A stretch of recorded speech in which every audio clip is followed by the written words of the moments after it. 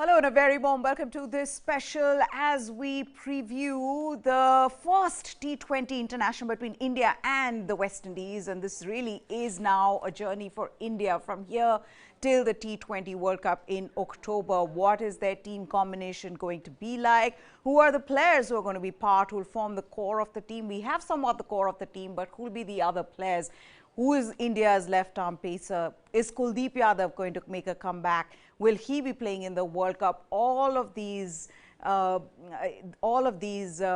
questions will be answered in the times to come. And this is really the beginning of it all, this series. Nikhil Narain is here with me. Bhuvaneshwar Chakravarti joins me from Kolkata. But yes, we are looking ahead to India versus the West Indies. Shubhayan, I know that fans are not allowed there, but did you get a chance to see the practice session, the training session? Anything that you can tell us about what the buzz is like? I'm sure the players must have been excited about the auction, and I know that Rohit Sharma said that in the press conference that you need to leave that behind, but it's easier said than done, isn't it? Absolutely, Meha. Yes, I did get a chance to watch the Indian team in practice. For West Indies, it was some sort of a headache yesterday because Jason Holder got ill. Yesterday, he was transferred to a private hospital for some tests through a green corridor. But he's looking fine at the moment, and the word coming from the West Indies camp is that Jason Holder is all good to go. But the Indian camp, it was pretty interesting because most of the players were doing range hitting, which is very rare to see in the Indian setup. So it is something I reckon has come under Rahul Dravid or Rohit Sharma's tenure as coach and captain. So I think the players, the likes of Surya Kumar Yadav, Shreyas Iyer, they all were focusing on range hitting, which is very interesting, and it will be something which Indian team will want to have at their hem heading to the T20 World Cup. Yeah, you know what? It's one thing about Kolkata that even if fans aren't allowed, there is just such a ruckus behind you. Are there fans just lining up in the hope that they'll probably be able to get in? Because, I mean, BCCI has made it clear that you know, there is only those many places for the sponsors and members of, you know, Cricket Association of Bengal.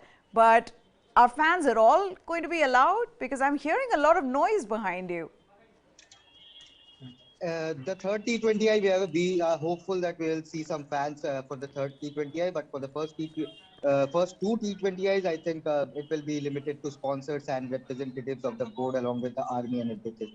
But yes, the traffic here is pretty much tight. The security, if I can rotate the camera, I'll show you guys, our viewers, what it is like outside the Eden Gardens. It is completely jam packed. You can see, despite no one, not a single fan present. You can see the sellers, trying to sell their camp. There's a parking lot allotted. There's quite a jam. This entire road you can see in front of me, it is completely blocked by the police. So despite there being no fans, the security here is massively tight, I would say. But yes, the Eden Gardens behind me, it is looking beautiful, all illuminated and all set to produce a cracker of a match. Because I had a word with the curator here, Sujan Mukherjee, and he said that you are going to witness some fours and sixes tonight. Okay, are we going to witness some fours and sixes? Hopefully, it'll be more from the Indian team.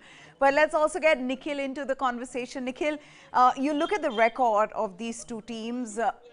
India dominant there, and also just how good India have been. I know they did not perform in the T20 World Cup, but since then they beat New Zealand. Though this will now come down to India figuring out who their players would be, who their squad would be for the T20 World Cup. Right, Meha. Yeah, India have been brilliant in T20 cricket with the exception of the T20 World Cup, where they performed miserably.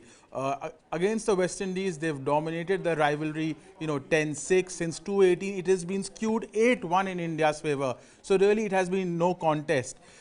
Even as far as series are concerned, India since 2019 have won 8 out of their 12 bilateral series, whereas West Indies have only won 4 out of 13. However, coming into this series, West Indies beat a more fancied England, Meha, 3-2 at home, where Jason Holder took those record 15 wickets.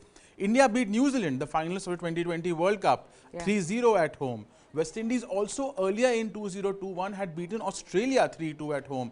So sort of a transformation starting for the West Indies, although in between they've lost to the likes of Afghanistan, Ireland in an ODI series.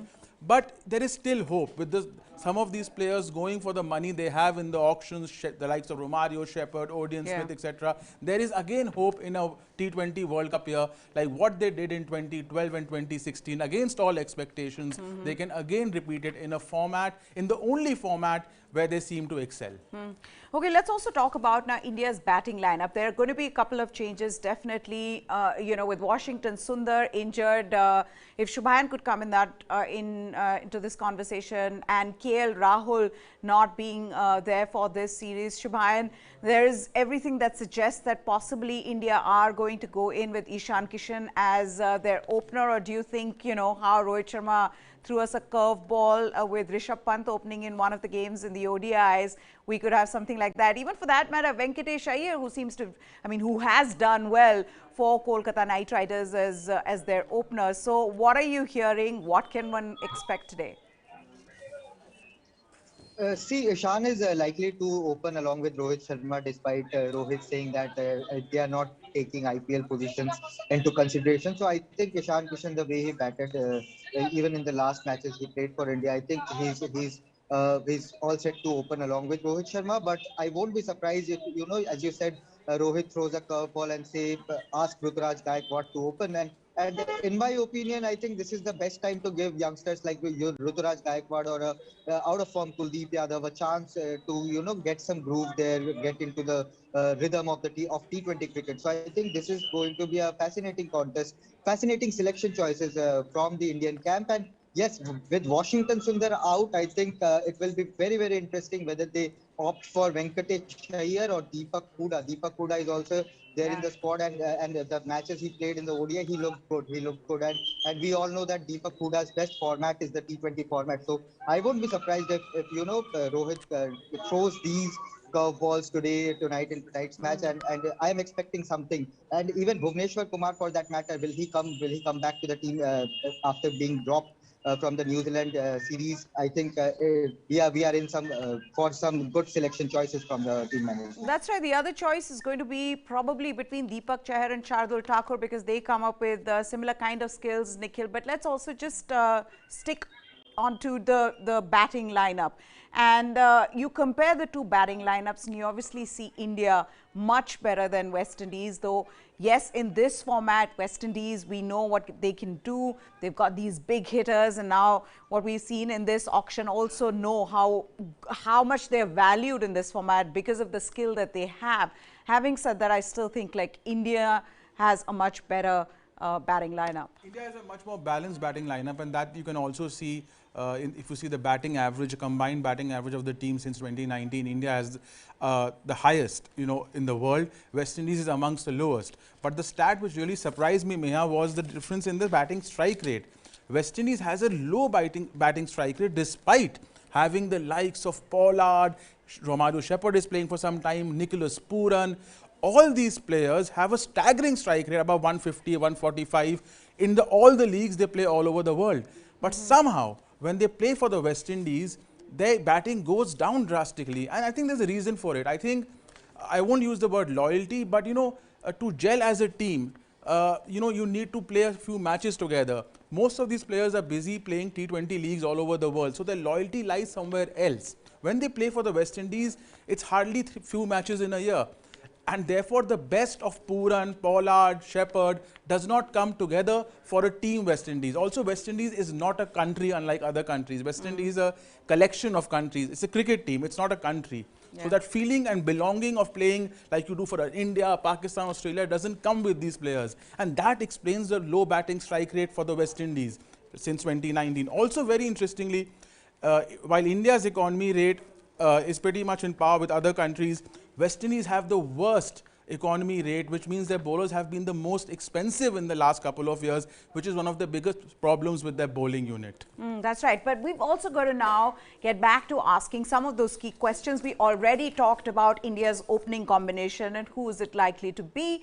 as Shubhayan said, in all probability, we'll see Ishan Kishan open with Rohit Sharma. But what are some of the other things that one needs to talk about? One being Kuldeep Yadav being brought back because of Washington Sundar being injured and out of the series.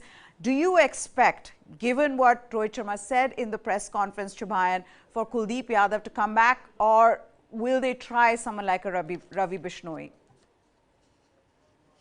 It is going to be one of the toughest choice, I would say, for Rohit Sharma and Rahul Dravid tonight. You know, Kuldeep Yadav, and Rohit Sharma was very clear that we need to give time to Kuldeep Yadav and not rush him back completely into the scheme of things. So I think Kuldeep Yadav is unlikely to start tonight.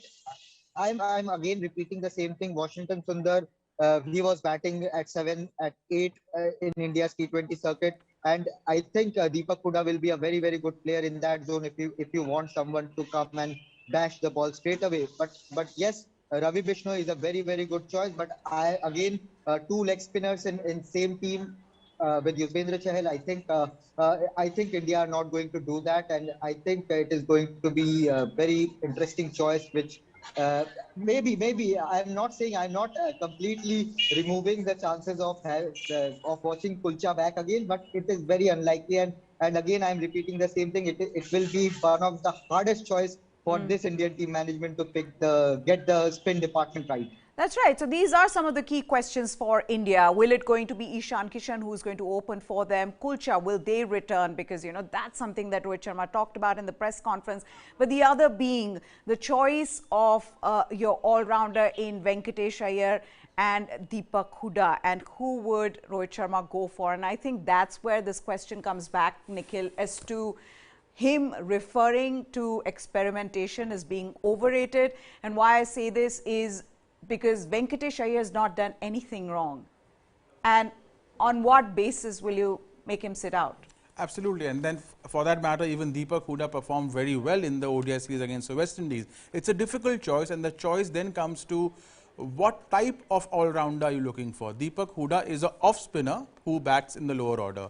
Venkatesh Iyer is a medium pacer who bats in the lower order. So what are you looking for? That's right. Keeping in mind the T20 World Cup is in Australia, maybe Venkatesh Iyer is a better choice because wickets there will not suit off-spinners. Exactly. So it's an interesting choice. I'm not sure what Rohit will go for. Maybe Venkatesh Iyer marginally has the edge.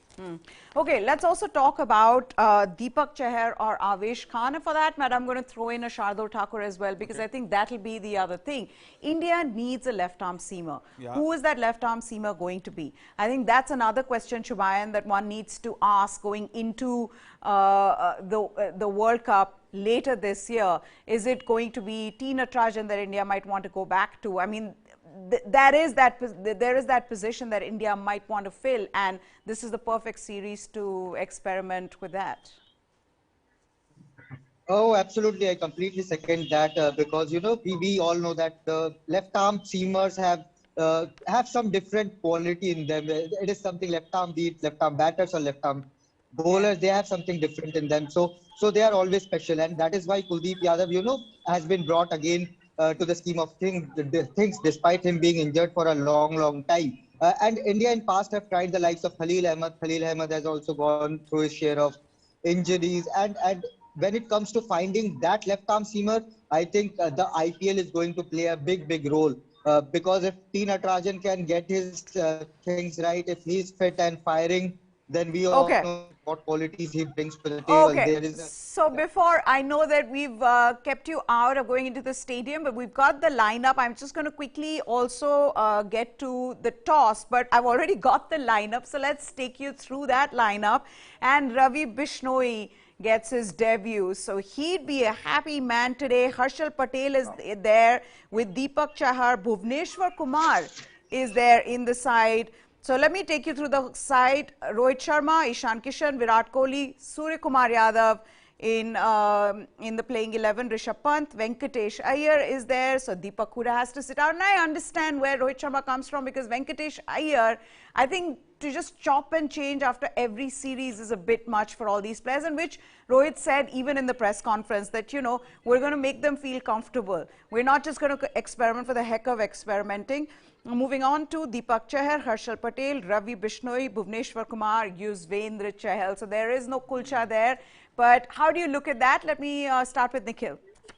I think the only surprise for me there, Meha, is Bhuvaneshwar Kumar. Yeah. I didn't expect Bhuvaneshwar Kumar to play, because Bhuvaneshwar Kumar, again, I'm stressing the fact that the World T20 World Cup is in Australia, and swing and seam bowlers don't do well in Australia. You need the hit the deck bowler, and Avesh Khan was the option there. I don't know why India has again gone back to Bhuvaneshwar Kumar. It's clearly maybe under lights at the Eden Gardens, he can get you the wickets with the new ball. Okay, so India have won the toss and opted to field first. I understand where that is coming from, given dew is going to play a factor here. But this is what Rohit Sharma had to say at toss. He says, looks like we're going to bowl first here. I don't want to comment on the pitch, as it has played very differently every time. We have to prepare ourselves with one eye on Australia. We have to keep ticking the boxes, and that's why I come back to that point. Bhuvaneshwar Kumar, are you seeing him being given a chance one last time in this series? Because that's how I see this. What do you think, Shubhan? I think so. Because, you know, seeing Bhuvaneshwar Kumar in that playing 11, I'm thinking, what wrong has Mohammad Siraj done? Yeah. Or what wrong has Avesh Khan done to not get a chance in the playing 11? So Bhuvaneshwar Kumar, again, it will be very, very difficult for him. He has to be at the top of his game if he needs to, you know, partner alongside Jasprit Bumrah and other bowlers. We all know that Deepak Chahar is also there and has similar qualities, and we all saw what he did after replacing Bhuvaneshwar Kumar in the New Zealand series. So you know, the competition for places is at an all-time high. And Bhuvaneshwar Kumar, if he fails to replicate the sort of form we all know he can, then I think it will be very, very tough road ahead for him. I think it's also good news for Odean Smith and his fans. He finally comes into the side. Karan Pollard is back, captaining the side. Nicholas Pooran, Brandon King, we knew. Kyle Mayers, almost the same thing. Romario Shepherd is there. Fabian Allen, Akil Hussain, Sheldon Cottrell. Nicholas Pooran, did I mention Nicholas Pooran? Yes, and Rovman Powell. That's almost the team that we expected. That was 11, yeah. the likely playing 11. But why I go back to India's bowling attack, and I don't know. I have a sneaking feeling that Mohammad Siraj is not fit. I may be completely wrong, but I'm wondering what could be the reason why Mohammad Siraj, either he's being rested, like I don't know what's going on. Yeah, Siraj was expected to lead the attack today. Yeah. That's what I thought. And he is the, you know, the sort of bowler who will be brilliant in Australia, like he was when India last toured, in the absence of the great fast bowlers who are out due to injury. I mean, Mohammad Siraj not playing today is very surprising. And again, Bhuvaneshwar Kumar, maybe the last chance, the absolute last chance, only because he may offer, you know, swing and seam with the new ball. Also, I think Venkatesh Iyer, other reason, as we said, you know, he's been given a chance. He didn't do anything wrong. Why experiment right now? Yeah. There are more series to come where Deepak Huda will be given an opportunity. But yes, the other thing being Harshal Patel with Deepak Chahar, and India would be very happy with what they can do with the bat as well. And that's why this team bats deep, because you have Harshal Patel and Deepak Chahar who've invested in their batting as well. So, you know, India gets that option. But quickly, I mean, at the end of it all, it's going to be difficult for West Indies. Now, given that India won the toss, opted to bowl first, we know toss is going to play a huge role, and dew is going to play a huge role. Shubhan? Yep. But it is, I am standing here and I can sense a bit of dew on my head. So, you know, it's already a bit wet here outside the Eden Garden. So I think the dew is going to increase, and it will be very, very difficult for the West Indian bowler who are not that disciplined, I would say, to counter the dew against this quality Indian batting lineup. Okay, with that, we've come to the end of this show. We need to wrap things up. Thank you so much, Nikhil and Shubhayan, for joining us on this show. So India won the toss. They've opted to bowl first. Ravi Bishnoi gets a debut match. That's it on this special. Goodbye. Thanks for watching.